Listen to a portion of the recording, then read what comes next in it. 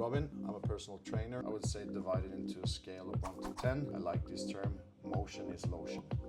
So Exactly. No excuses, right? no excuses. It doesn't necessarily mean you're packing on more muscle just because you're packing on size. So it actually means that you're accumulating more fat. And then you're saying, oh shit, I lost 5 kilos. I think a lot of problems is that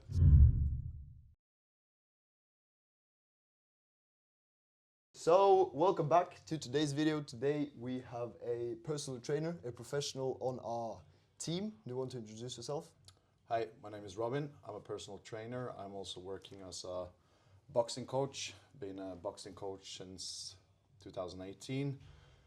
Been a personal trainer since 2020 and haven't looked back ever since. That's perfect. So, what is going on today? We are going to ask some common questions about the gym, about hypertrophy, injuries, different topics. And Robin, he is going to answer as a professional. So this is going to suit for both the female and male audience. This is absolutely unisex. So let's get straight to it. Starting off with strength. Yeah. How would you say you could increase your strength in general? Say, for example, bench press. Well, it depends. You can increase it in two ways. You can become bigger, grow more muscle. That will mean you will have to work through a typical hypertrophy program. Or you can go more for the neural adaptation. That means you're taking your muscles that you already have and optimizing them. So if you're 100 kilos and don't want to increase your weight, you can still optimize your bench press and become stronger. That will mean you're lifting more, should I say, towards like you're not lifting too close to failure, but you're having a few reps in reserve. So for example, if I want to complete 9 reps on a given weight, I would rather do 3 repetitions, 3 repetitions, and 3 repetitions instead of doing 5, 3, and 1, for example. So would you say for strength you need to do fewer reps but highly intense? Yeah, definitely. So when you're aiming for strength, you will be better off aiming for the lower reps and a higher percentage of your 1 rep max.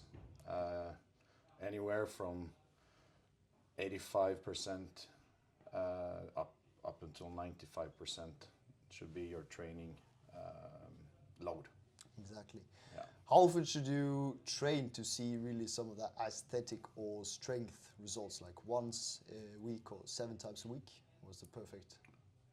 That depends. It's very difficult to answer, but I will say if I can, use myself as an example now. At the moment, I'm aiming for a higher bench. So I'm training bench 3 times per week.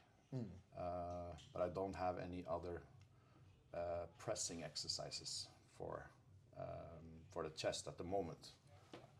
Exactly. Yeah. Okay, so going over to injuries and recovery. How long should I warm up before and stretch after a workout to just? It all depends. I would say a good thing to do first, get your heart rate a little bit going, go on the treadmill for like 6 to 12 minutes. And if you have, let's say you're doing a squat, I would recommend like start on the bar and slowly increase the weight up onto your working load for the day. So doing the squats by itself should be sufficient warm up. If you feel that you're very tight in the hips, lower back needs more warm up, of course you can do some dynamic stretching before you get into the squats itself, but it should be enough just doing the squats and gradually increasing the weight. Okay, sounds good. Yeah. So what would you recommend if a client has any pain or clicks in their hips? For example, I have a clicking in my hip every time I take a step. It just clicks here, or elbow. What would you say you should do? I would say try to work around it. Try to find exercises that are not causing pain. but I can also say this, that if you're always training like, oh shit, I feel pain, I can't do this. You need to tolerate certain degree of pain to be able to recover from that injury or just the pain you're feeling. So I would say divide it into a scale of 1 to 10. If you feel like, if it's up to 7, it's okay. Going up to 8, 9, 10, then I would not do that exercise. I would try to find other ways around. Okay, so as long as it doesn't like make too much pain, you can just go Yeah, ahead and keep continue going, keep working. doing it. Just try to maybe decrease the load. Try to work in a different plane. An example: if you're pressing here and you have shoulder discomfort, bring the arm down a little. Try pressing here. Maybe that feels better. Exactly. I've also heard that it is possible to like take down the intensity. So if you instead of doing 8 to 12 reps for hypertrophy, you can do 25 to 30. Does that work, would you say? Um, that can work. It all depends on the individual. That's the thing. It's very hard to say what is going to work for. What works for you might not necessarily work for me. So yeah, you can try to work with 25 reps. I would think that actually going up to 25, 30 reps can be too much. Too much, yeah. Yeah, just because of the amount of repetitions you're doing. Yeah, you're still harming the muscle, right? You're still stretching the muscle and you're doing it over a longer period of time, so that might actually be worse for your joints, your ligaments. But it all depends. Didn't know that actually. Yeah. So, do you think there is a point at which you just should take a break from training as a whole? Definitely take a break if you have like total ruptures. If you have like ligaments that's torn off, or you have any kind of sickness, let's say a pathology. If you have something that's going on with your body where you're sick, yeah, infections, ruptures, yeah, definitely take time off. If it's just discomfort, I would try to continue training as much as I can, because you can say I like this term, motion is lotion. So Exactly. No excuses, right? no excuses. No excuses. So going over to nutrition right now, it's all about food and everything like that. So starting off from the basic, if you want to go anywhere, you need to find your maintenance calories. So how do you really approach that? How do you find your maintenance calories? Oh, you caught me off guard. I don't remember this. You can use like, what do you call it? This you can use a calculator. You have plenty online where you can just type in your weight, your height, your age, and your gender, and it will calculate for you. That's a rough estimate. And of course, my advice will be, if you have your, let's say you have your maintenance calories at 2,000 calories, then you will eat 2,000 calories for 2 or 3 weeks, and you will see if your weight is going up or down. If you're not going up or down, that means you're at your maintenance calories at 2,000. And from there, you can adjust, either go higher if you want to put on some size, or you can go a bit lower if you want to decrease your fat percentage. So maybe put up one time in a day, every single day, where you weight yourself, like in the morning, for example, and just track it for like 2-3 weeks. Yeah, I would, because it would also be that every day it can fluctuate a little bit. It can go, one day you can be 1 kilo more or 1 kilo less. That can be water and other factors, but you should see the trend. If you're at 100 kilos, then after 2 weeks, if you're still at 100 kilos, then you know, okay, I'm at my maintenance calories. Okay. Yeah. So from your experience from before, what would you say are some cool cutting or bulking tips for both training and for nutrition? For cutting, I would definitely advise to try to consume your calories as don't drink them. Try to stay away from like shakes that contains a lot of calories. I would say eat solid food, eat a lot of protein. Potatoes are good, gives you fills you up very well. Eat vegetables because vegetables are very low in calories, so you can eat a lot of volume. Yeah, that would be my best advice. Try to eat food that is low in calories, high on volume, so you can eat a lot, so you'll feel saturated all the time instead of having like a Snickers. That would be a bad idea. It gives you, I don't know, 250 calories for like a small piece of chocolate. Not a great idea. What about bulking? This is a good topic. Yeah, exactly, because that's what I'm struggling with right now. I'm trying to bulk up some weight, and really, it's pretty hard actually. Much harder than many people think. The thing about bulking is that if you go back to like 15 years ago, it was like, oh, you gotta bulk, you have to eat. You gotta eat like 3 to 5,000 calories. But the thing is that it doesn't necessarily mean you're packing on more muscle just because you're packing on size. So it actually means that you're accumulating more fat, and fat is not muscle. Of course, if you want to build a decent amount of muscle, you need a little bit of surplus. But I would say don't go over like 400 or 500 calories when you're in the bulking phase. It's not necessary. That's gonna be like turbo bulking, right? That's when you just put on some fat and nothing else. You're putting on fat, and the thing is that if you're accumulating too much body fat, you're actually putting your health markers on the reds, more to the red zone, which actually makes you recover slower between sets. You will feel, all in general, your health will just start to be worsen, and that can affect your sleep. And if your sleep is affected, that can again be negative for packing on size. Exactly. So going to this crazy typical bodybuilder bulking, I wouldn't say is necessary for most people. So what's the sweet spot, like 300 over? 300 to 500 calories, and you will of course accumulate some body fat, but you need to make sure that you're staying on point on your calories. So if you see that you're going up too fast, I would go back to maintenance and then just keep training, and then slowly turn up the calories again. Okay, nice. What do you think about all the people that say they cut all the carbs? That's pretty popular right now, just cutting out all the carbs. Yeah, this is an old one. Yeah. There used to be a time where people thought that cutting out carbs equals losing fat faster because of insulin is lower and insulin store fats. This is not true. You need to lose fat, you need to be in a calorie deficit. You can do that by cutting out carbs, absolutely. You can do that by cutting out fat, but that wouldn't be whatever. It's about calories in, calories out.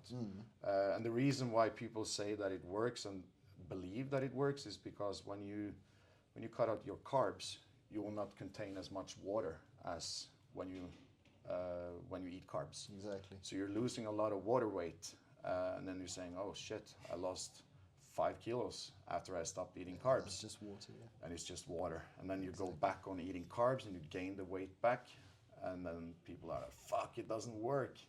Yeah, lying to yourself, kind of, yeah. Yeah. So, yeah, cutting calorie deficit, keep the proteins high, about 2 grams per kilo of body weight. You should be good. Exactly. So any tips for when you are on a cut and hungry, for example, in the evening? What do you do? Well, that depends what you have left on your calories, because say you have like 200, 100 left for the evening. Even 100, maybe 50, 150. Yeah. If I'm really hungry and I have hit my protein count for the day, and I'm really hungry, I would have like 100 grams of potatoes. That gives me about 80 calories. And maybe a small slice of some meat or something. Because that's going to be really filling. Or you can have like protein yogurt, for example. That's going to fill you up pretty well. But when you're in a calorie deficit, you are going to experience some kind of hunger eventually. Absolutely. Because we have to remember that as we're going down in body weight, we also have to decrease the calorie intake to keep the shredding, basically. Exactly. Yeah. What about when you not necessarily are hungry, but want something to something sweet to eat, and you are on a cut? Do you have anything? Fruits, yogurts with like this sucrine that it doesn't contain any calories. Like low calorie yogurts? Yeah, low calorie yogurts. You also have candy that contains basically no calories. So Like there- Pepsi, for example. yeah, there are options. It's not so good for the health, but it may just kill that sweet tooth sometimes. Yeah. Absolutely. So the last topic for today is splits and exercise selection. Do you have a favorite split that you use? I would say for myself, I'm a big fan of upper lower. Upper lower body. Yeah. How do you construct that? Is it like 4 times a week you're training upper lower, upper lower? Yeah. Yeah. That's a typical. That's typical. If I had upper lower, I want to hit each muscle group 2 times per week. So I have chest twice per week, back twice per week, legs twice per week, shoulders twice per week, and yeah, you get the idea. But why exactly that? Just preference. That's how I like it. But I think the more important thing is to not consider what is best of full body, upper lower, push pull legs. The thing is that when I construct training programs, I want to hit a certain volume for a certain muscle group in a week. Let's say that's 12 sets for back. I can divide that however I want. I can construct it in a full body setup, training 3 times per week, 4 times per week. I can have upper, lower. So the split itself is not that important in my opinion.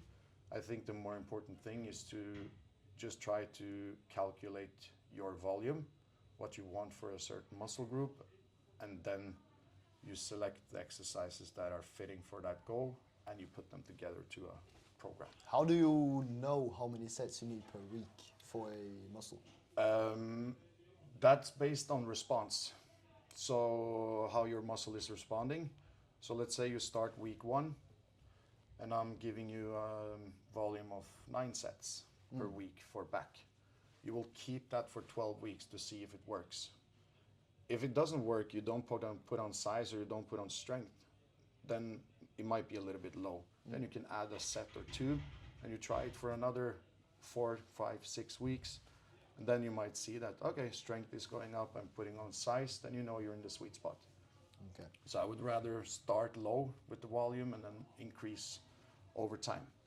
So is it true about if you are trying to do low reps, you're gonna gain strength, and when you are doing high reps, you're gonna gain aesthetic body? I would say that if you're training with lower reps, means you're higher on the percentage of 1 rep max. So yes, that will bring more strength. You're able to move more weight. But when it comes to muscle growth, you can train with weights as heavy, so you can only do 5 reps, or you can train with load that is so light that you can do 20 to 30 reps. Both has equal, gives you the equal muscle growth, but the lower reps are better for strength when you're just talking about pure strength. For hypertrophy, it's not a big difference. Okay, so hypertrophy doesn't really matter how many sets you're taking? No reps, I mean? No. Yeah, okay. As long as you're pushing as long as you're pushing those reps or the set close to failure, like 1 to 3 reps away from failure. If it's with 30 reps or 15 or 12, 8, it doesn't really matter. You just need to train. The intensity needs to be high. How often should you really push beyond, like doing a drop set, for example? Been a lot of studies on this actually. For my own experience, I never push people beyond their failure. I don't go beyond failure myself. I don't see the point, because if you train, the harder you train a muscle, the more time it needs to recover. If you're training 1 time per week, yes, drop sets, definitely. Maybe 2 times per week. And I have a client that are very short on time, then I could utilize drop sets. Exactly. But if you're able to train 3 to 4 times per week, you have about an hour of training to 75 minutes. I don't really see the point because it takes longer to recover. So not a big fan of beyond failure training. No. Okay. Nice. Should I change my split over time? So right now I'm currently doing push-pull legs every single time. Is it something that you should change up once in a while? If it's working, no. So if you should change the split, if you have a split that's working, you're gaining strength, you're gaining size, you're in the good spot. You don't need to change anything. I would say if you experience pain or discomfort with one of the exercises, just change that one exercise. Don't change the whole setup. I think a lot of problems is that people change programs too often. Never stick to something. Yeah. Never stick to something. You need to stay on the same program for, I would say, no less than 12 weeks, and just go beyond that even. Okay. But if you're stuck, you hit a plateau and you see that this is not working, then you can change that one exercise. Or it might be that you just need to add a little bit more volume, or look over the technique. Maybe you're doing something wrong with the technique, but usually you're not better off changing programs often. It's better to stick to one program. So that's something that you already started discussing. How often should you switch up your exercises? For example, if you're not a big fan of squatting or bench pressing, should you change them out, or are there any exercises that you should be doing no matter what? It depends. If you're working purely for aesthetics, it doesn't matter what you're doing. You need to stimulate the muscle. If I want to stimulate the chest muscle, I can do that with a bench press. I can do it with a dumbbell press. I can do it with a machine, the chest fly. It doesn't really matter. What matters is the total volume of the week for that particular muscle. So no, there's no exercises that are, you have to do them. I know there's a lot of people that think that's the case, but no, there's no exercises that are truly needed to be done. Unless you are a competitor in powerlifting, for example, then you need to do squats, you need to do bench, and you need to do deadlifts.